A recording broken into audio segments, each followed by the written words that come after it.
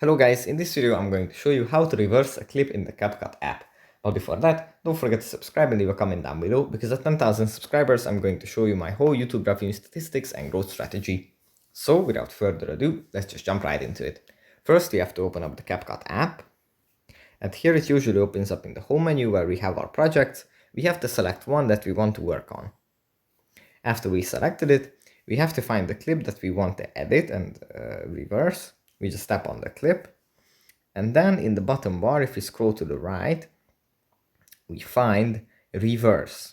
If we tap on this button, the app is going to load, and it's going to reverse the clip.